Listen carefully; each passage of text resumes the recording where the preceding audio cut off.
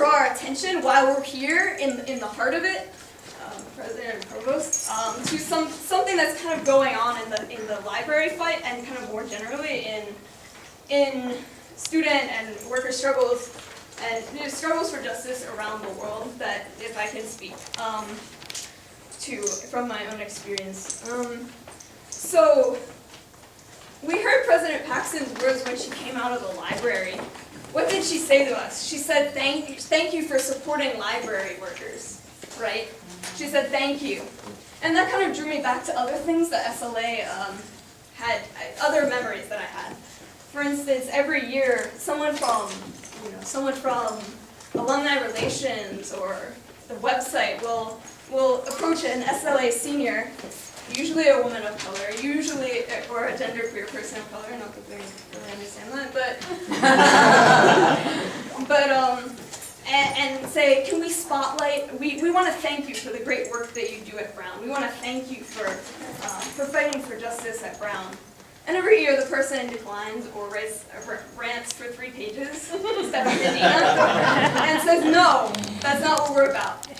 And that also brings me to, in 2012, when Brown was part of the Student Labor Alliance, was part of the fight nationally to push, that eventually pushed the brand Adidas to pay $1.8 million in severance to university apparel workers at PTQ Zone Factory in Indonesia.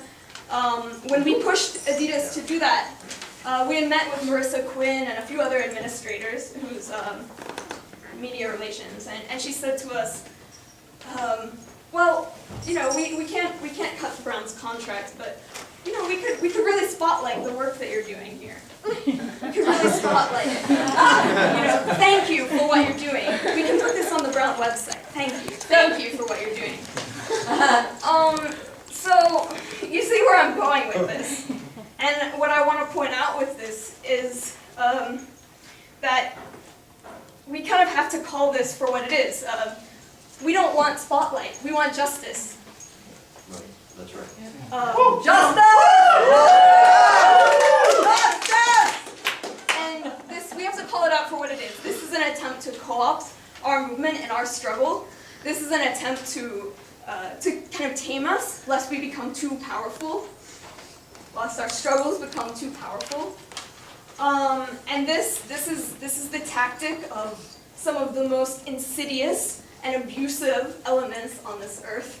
And so we have to keep fighting against this this tactic.